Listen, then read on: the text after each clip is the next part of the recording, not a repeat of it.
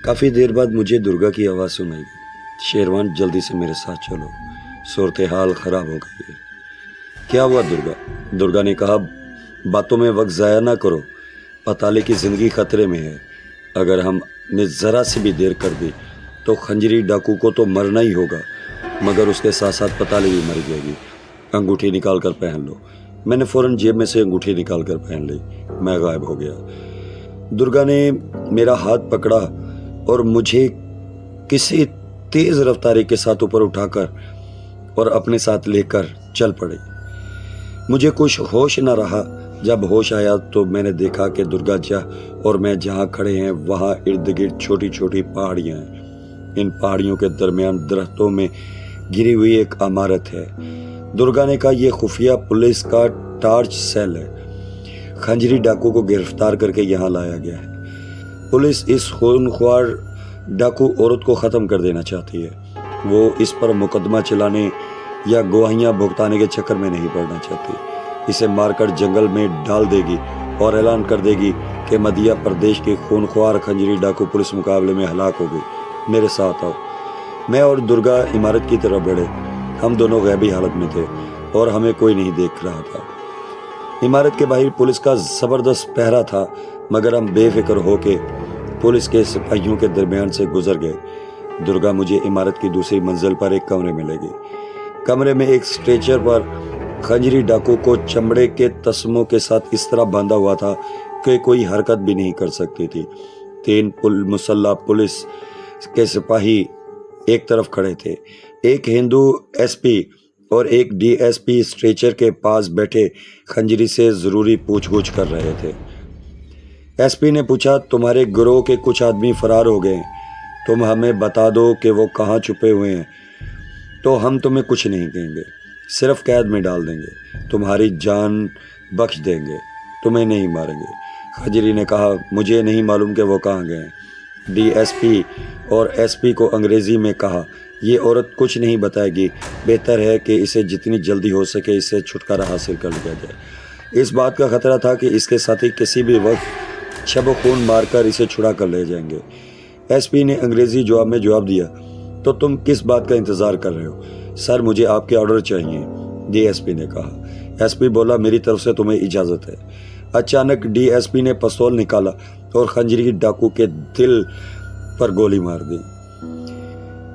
खंजरी डाकू के सीने से खून के फुवारे उबल पड़ा। मैं हैरान था कि दुर्गा ने इस पुलिस ऑफिसर का हाथ से पिस्तौल क्यों नहीं छीना था और इसे खंजरी डाकू को हलाक करने का मौका क्यों दिया था।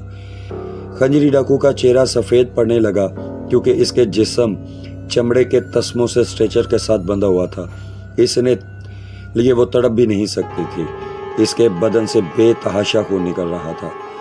मैंने दुर्गा की तरफ देखा। वो बड़े गौर से खंजरी डाकू के खून से लुथड़े हुए जिस्म को देख रही थी। मैंने दुर्गा के कान में सरगोशी की, दुर्गा क्या सोच रही हो? पताली तो इसके साथ मर जाएगी। दुर्गा ने सरगोशी की, खामोश रहो। एसपी ने सिपाहियों को कहा, इसकी लाश को जंगल में ले जाकर फेंक दो। सिपाही इस नीम मुर्दा खंजरी को स्ट्रेचर से उठाया और टांगों और बाजुओं से पकड़कर घसीटते हुए बाहर ले गए। दुर्गा ने मुझे आहिस्ता से कहा, इनके पीछे चलो। सिपाही ने खंजरी के नीम मुर्दा जिस्म को एक जीप में डाला और जीप बड़ी तेजी के साथ टार्च सेल की इमारत से निकलकर जंगल की तरफ चल पड़ी। दुर्गा और मैं जीप के साथ साथ परवाज कर रहे थे। ये सारा इलाका जंगल का था। 2-3 मील दूर जाकर जीप सड़क से उतरकर जंगल के घने दरख्तों के नीचे आकर रुक गई। सिपाहियों ने खंजरी की लाश को जीप से निकालकर फेंका और जीप बड़ी तेजी के साथ मुड़कर वापस चली गई। दुर्गा लपक कर खंजरी डाकू के पास आकर बैठ गई। उसने मुझे कहा, इसके करीब आ जाओ। मैं खंजरी डाकू की लाश के पास आकर बैठ गया। दुर्गा ने खंजरी डाकू के सीने पर एक जगह उंगली रख दी जहां से उसके खून उबल उबल कर बाहर निकल रहा था। कहने लगी, खंजरी अभी जिंदा है, मैं यही चाहती हूँ। उसने मुझसे कहा, अंगूठी उंगली से उतार कर जेब में रख लो। मैंने ऐसा ही किया। उंगली उतारने के बाद अपनी जिस्मानी हालत में नजर आने लगा। दुर्गा ने कहा, अपना हाथ आगे करो। मैंने अपना हाथ आगे कर दिया। दुर्गा ने अपने हाथ को मेरे हाथ के ऊपर रख दिया। اس کے ہاتھ پر خنجری کے جسم سے نکلنے والا خون لگا ہوا تھا، وہی خون میرے ہاتھ پہ بھی لگ گیا۔ درگا بولی، میں 2 قدم پیچھے ہٹ رہی ہوں، اب جو کچھ کرنا ہے وہ تمہیں ہی کرنا ہوگا۔ میں نے اپنی تسلی کی خاطر پوچھا، کیا پتالی اس کے مردہ جسم کے اندر زندہ ہے؟ درگا نے غصے سے کہا، فالتو بات نہ کرو، میں جو کہتی ہوں وہ کرو۔ میں چپ ہو گیا، کیا کرتا؟ یہ میری بھی زندگی اور موت کا سوال تھا۔ یہ ایک تک کون سی بن گئی تھی؟ پتالی اگر زندہ رہتی تو روہنی زندہ بچ سکتی تھی، اگر روہنی زندہ رہتی تو میں بھی زندہ رہ سکتا تھا، اور وہ اس طرح صرف روہنی ہی بقول درگا مجھے نتالیہ کے منحوس آسیب اور پجاری رگو کے شیطانی جادو سے چھٹکارا دلا سکتی تھی۔ میری ہتھیلی پر خنجری ڈاکو کی لاش کا خون لگا ہوا تھا۔ درگا نے مجھے لاش کے بالکل قریب بٹھایا ہوا تھا۔ وہ 2 قدم پیچھے ہٹ گئی، کہنے لگی، اپنی ہتھیلی لاش کے ماتھے کے ساتھ چپکا دو۔ میں نے خون آلود ہتھیلی خنجری کی لاش کے ماتھے کے ساتھ چپکا دی۔ میں نے محسوس کیا کہ خنجری کے ماتھے میں اس کا یا خدا جانے کس کا دل دھڑک رہا تھا۔ مجھے اس کی دھڑکن اپنی ہتھیلی پر محسوس ہو رہی تھی۔ درگا نے حکم دیا، ہتھیلی ہٹا لو۔ میں نے ہتھیلی اوپر اٹھا لی۔ درگا نے حکم دیا، لاش کے سینے میں گولی کے سوراخ کر دیا ہے، اپنا منہ اس سوراخ کے پاس لے جاؤ۔ میں اپنا منہ لاش کے سینے میں جو سوراخ تھا اس کے قریب لے گیا۔ گولی نے خنجری کا سینہ پھاڑ دیا تھا۔ گولی اس کے دل کے آر پار ہو گئی تھی۔ سینے میں گولی کے اور سوراخ بھی تھے، مگر جو گولی اس کے دل میں لگی تھی اس کا سوراخ چوڑا تھا۔ درگا نے حکم دیا کہ اب مالنی کا بتایا ہوا 4 لفظوں والا منتر پڑھ کر اس کے دل میں کہنا کہ یہ منتر پتالی کے لیے پھونک رہا ہوں۔ مجھے وہ منتر یاد تھا۔ میں نے دل میں کہا، یہ منتر میں پتالی کے لیے پھونک رہا ہوں۔ درگا نے مجھ سے کہا، یہ اس لیے کہلوایا تھا کہ اگر میں یہ نہ کہتا تو وہ منتر مجھ سے منسوب ہو جاتا کہ جیسا کہ یہ منتر میں نے اپنے لیے پڑھا ہو، اور پھر میں خود غائب ہو کر خدا جانے کس جانور کے روپ اختیار کر لیتا۔ میں نے منتر کو پتالی سے منسوب کرتے ہوئے اسے پڑھ کر خنجری ڈاکو کی لاش کے خون آلودہ سوراخ میں پھونک دیا۔ درگا بولی، 2 قدم پیچھے ہٹ جاؤ۔ میں جلدی سے 2 قدم پیچھے ہٹ گیا۔ رات کا وقت تھا، جنگل میں خاموشی چھائی ہوئی تھی۔ خدا جانے چاند کی وہ کون سی تاریخ تھی۔ درختوں کے اوپر چاند نکلا ہوا تھا اور اس کی اداس چاندنی میں خنجری ڈاکو کی لاش صاف نظر آ رہی تھی۔ اچانک لاش کانپنے لگی، پھر وہ آہستہ آہستہ کانپتی رہی، پھر وہ شدید قسم سے کانپنے لگی۔ 2-3 منٹ تک لاش لرزتی رہی، پھر خنجری کی لاش کے حلق سے ایک دل دہلا دینے والی چیخ بلند ہوئی۔ جنگل اس چیخ کی آواز سے کانپ گیا۔ اس کے بعد لاش سکت ہو گئی اور سینے میں سے خون آلود شگاف میں سے سفید دھواں نکلنا شروع ہو گیا۔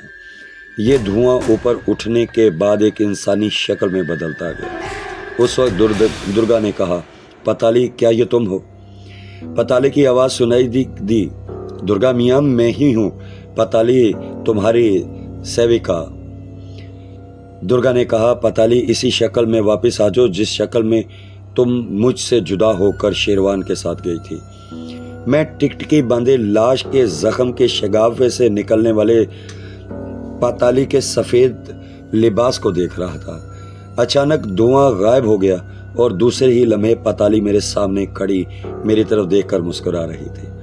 اس نے درگا کو ہاتھ جوڑ کر پرنام کیا اور سر جھکا کر کہا، درگا میاں، تم شیروان کو اپنے ساتھ نہ لاتی تو میں کبھی زندہ نہیں رہ سکتی تھی، میں بھی اس عورت کی لاش کے ساتھ ہی مر چکی ہوتی۔ درگا نے کہا، پتالی، تمہیں شیروان کا بھی شکریہ ادا کرنا چاہیے۔ اگر اسے مالنی کا منتر یاد نہ ہوتا، یہ ہمت اور جرأت سے کام نہ لیتا تو تم زندہ حالت میں ہمارے پاس کبھی واپس نہ آتی۔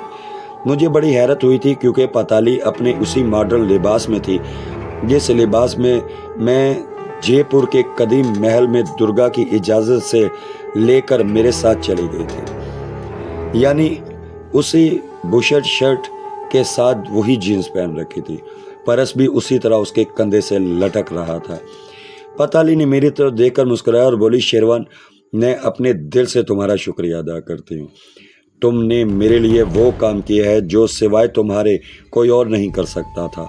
मैंने कहा, मैंने किसी तरह रोहनी नतालिया के आसेब की कैद से रिहा हो जाए, मुझे बस और कुछ नहीं चाहिए। पताली ने कहा, दुर्गा मियाँ के आशीर्वाद हमारे साथ रहेगी तो हम रोहनी को भी आज़ाद करवा लेंगे, तुम फिक्र ना करो। दुर्गा कहने लगी, पताली, हमें यहाँ से अपने महल जयपुर चलना होगा।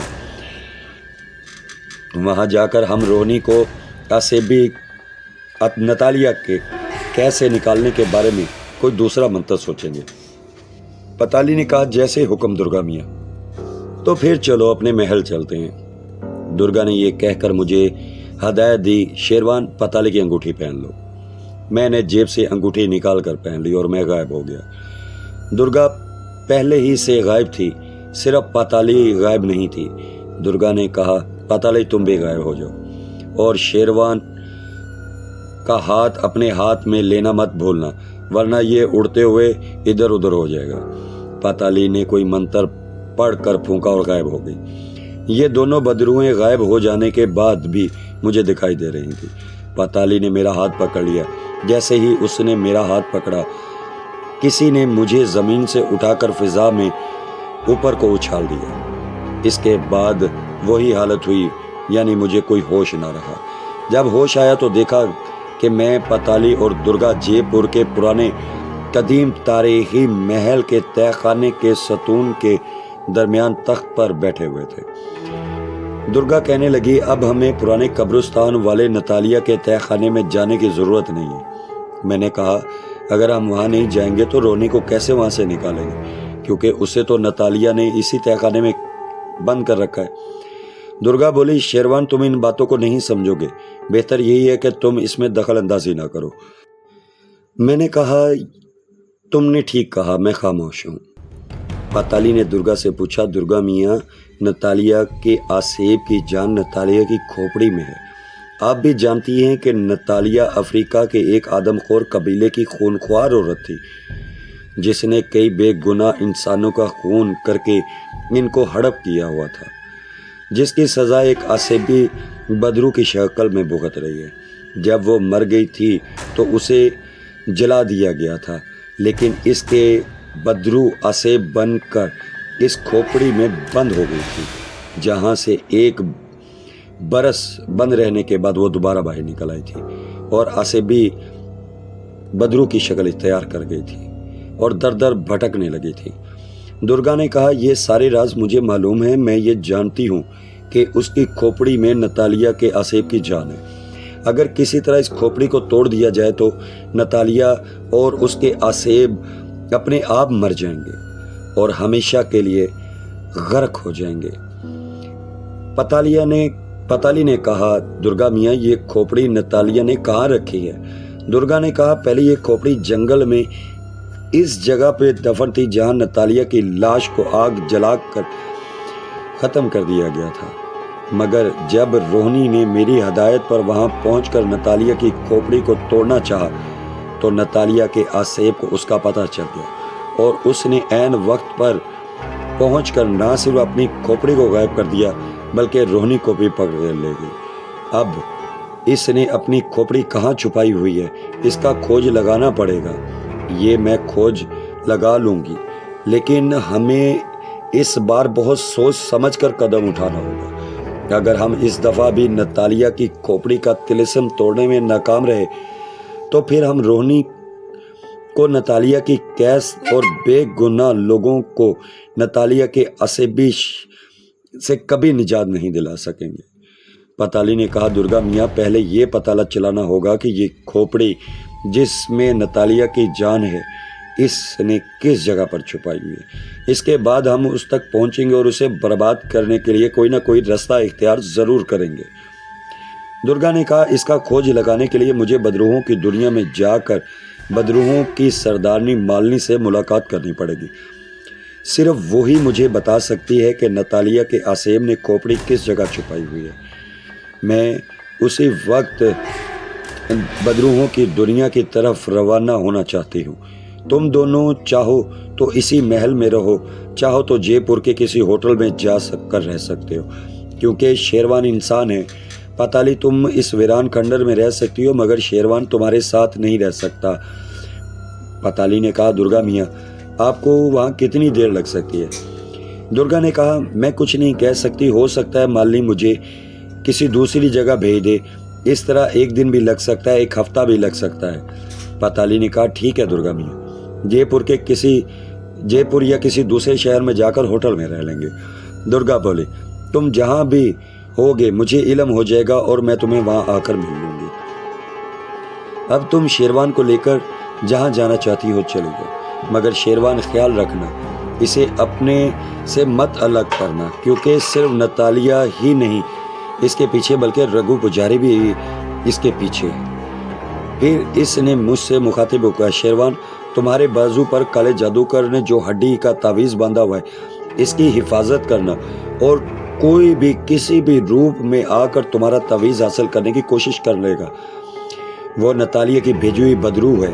فوراً بلند آواز میں کہنا، دفع ہو جاؤ بدرو، دفع ہو جاؤ بدرو، تم سمجھ جاؤ گے نا؟ میں نے کہا، میں سمجھ گیا ہوں درگا، میں تمہاری بدروحوں پر ہدایتوں پر پورا عمل کروں گا۔ درگا نے پتالی سے کہا، اب تم چلے جاؤ۔ درگا یہ کہہ کر غائب ہو گئی۔ پتالی نے مجھ سے کہا، چلو ہم یہاں سے نکلتے ہیں اور سوچیں گے کہ اب ہمیں کہاں جا کر ایک ہفتہ گزارنا ہے۔ ہم دونوں غائب تھے، چنانچہ ہم بڑی آسانی کے ساتھ ویران محل سے باہر نکل آئے اور محکمہ آثار قدیمہ کے چوکیداروں میں سے کوئی بھی ہمیں نہ دیکھ سکا۔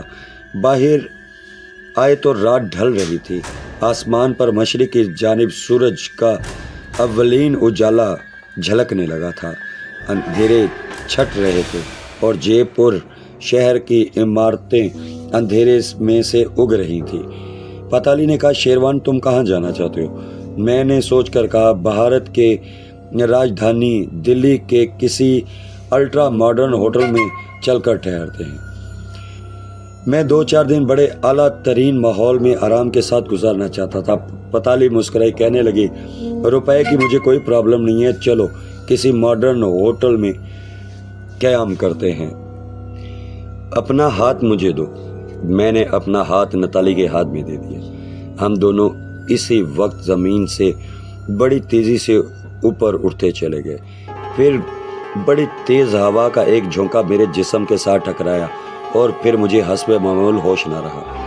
جب ہوش آیا تو میں نے دیکھا کہ میں اور پتالی زندہ عورت اور مرد کی شکل میں ایک شاندار ماڈرن ہوٹل کی لابی میں کھڑے ہیں۔ پتالی نے کہا، جانتے ہو اس ہوٹل میں ایک دن اور ایک رات کا کرایہ 5000 روپے۔ میں نے کہا، تم نے روپوں کا انتظام تو کر لیا ہے نا؟ وہ ہنس پڑی، کہنے لگی، اس وقت انڈیا کے اسٹیٹ بینک کی ساری دولت میرے سامنے ہے، میں جتنی چاہوں لے سکتی ہوں، بلکہ ایک اشارے سے وہ رقم میرے پرس میں آ جائے گی۔ ہم نے ڈبل بیڈ کا کمرہ میاں بیوی ظاہر کر کے لے لیا۔ میں نے کہا، میں تو زندہ انسان ہوں، مجھے بھوک لگ رہی ہے، میں سب سے پہلے ناشتہ کروں گا۔ پتالی نے کہا، ناشتہ یہاں صبح 6 بجے شروع ہو جاتا ہے، اتنی دیر میں تم نہا کر تازہ دم ہو جاؤ، اس کے بعد میں بھی نہا لوں گی۔ پہلے میں نے غسل کیا، اس کے بعد نتالی نے غسل کیا۔ جب ہم تیار ہو کر نیچے بریک فاسٹ روم میں آئے تو ناشتہ شروع ہو چکا تھا۔ ہم نے خوب مزے سے ناشتہ کیا، پھر کافی منگوا کر کی اور باتیں کرنے لگے۔ ناشتہ کرنے کے بعد ہم دلی کی سیر کے لیے نکل گئے۔ پتالی نے اپنے لیے بھی ایک نئی جینز شرٹ خریدی، میرے لیے بھی ایک نئی پتلون اور بشر خریدی، اور پھر ہم ٹیکسی لے کر دوپہر تک شہر کی سیر کرتے ہوئے ہوٹل میں آ کر دوپہر کا کھانا کھایا۔ میں تو سو گیا۔ پتالی ایک بار پھر شہر کی سیر کو نکل گئی تھی۔ رات کھانا کھانے کے بعد ہم ہوٹل کے ڈسکو روم میں آ گئے۔ لڑکیاں لڑکے ڈانس کر رہے تھے، رنگ برنگی روشنیاں جگمگا رہی تھی، میوزک بج رہا تھا۔ ہمیں تو ڈانس کرنا نہیں آتا تھا اور پتالی ایک میز پر بیٹھے کافی سے دل بہلا رہی تھی۔ اتنے میں 2 باڈی بلڈر ٹائپ کے آدمی جنہوں نے तंग जीन्स पहन रखी थी, हमारे पास आकर खाली सीटों पर बैठ गए। मुझे बड़ा अजीब सा लगा। इन्होंने पहले मुझे देखा, फिर पताली को देखा। मैंने उन्हें कह दिया, आपको यहाँ बैठने से पहले हमारी इजाज़त लेनी चाहिए थी। ये टेबल हमने रिजर्व करवाया है। उसमें से एक आदमी ने बड़े सख्त लहजे में कहा, हमें किसी की इजाज़त लेने की ज़रूरत नहीं है, हम जहाँ बैठ जाएं वो जगह हमारी हो जाती। फिर वो पताली की तरफ देखकर मुस्कुराने लगा और बोला, डार्लिंग आओ डांस करते हैं। पताली ने कहा, मैं डांस नहीं किया करती। दूसरे बॉडी बिल्डर ने कहा, हम जिसको अपने साथ डांस करने का कहें वो इनकार नहीं कर सकती। पताली ने बड़े नरम लहजे में कहा, मिस्टर, मैंने कह दिया ना कि मैं डांस नहीं किया करती। ये दोनों आदमी गुंडे मालूम होते थे। मैं चुप हो गया। मुझे मालूम था कि पताली इन दोनों को संभाल लेगी। ये इन दोनों की बदकिस्मती थी कि उन्होंने मालूम ही नहीं था कि वो किस औरत से उलझने लगे। एक गुंडे ने दूसरे से कहा, यार ये तो बड़ी आंखें दिखा रही है। दूसरे गुंडे ने कहा, अभी इसको ठीक किए देता हूँ। ये कहकर इसका बाप भी मेरे साथ डांस करेगा। पताली बड़े तहम्मुल का सबूत दे रही थी। मैं देख रहा था कि अभी तक पताली के चेहरे पर गज़ो गैब के ज़रा से भी निशानात नहीं उभरे थे। इसने कहा, देखो मिस्टर, मैं एक बार आपको कहती हूँ कि हमें परेशान न करो, नुकसान उठाओगे। जो गुंडे ज़्यादा बदमाशी दिखाने की कोशिश कर रहा था उसने कहा, देखता हूँ कैसे डांस नहीं करोगी, और उसके साथ ही उसने पताली को बाजू से पकड़ कर खींचा। जैसे ही पताली को उसने अपनी तरफ खींचा, पताली के सर के बालों में से एक सुनहरी रंग का सांप निकलकर गुंडे की गर्दन के साथ लिपट गया और उसने गर्दन को दबाना शुरू कर दिया। गुंडा दोनों हाथों से सांप छुड़ाते हुए चीखने लगा और नीचे गिर पड़ा। दूसरा गुंडा भाग गया। वहां शोर मच गया। लड़के लड़कियां जमा हो गए। क्या हुआ?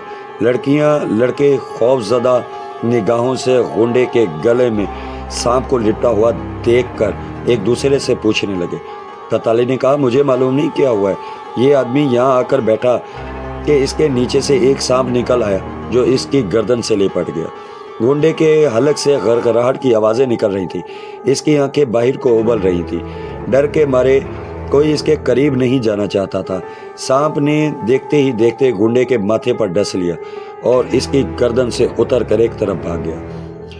लड़कियां लड़के चीखते हुए इधर उधर हो गए, मगर मैं ये देख रहा था कि सांप फौरन ही वहाँ से गायब हो गया था।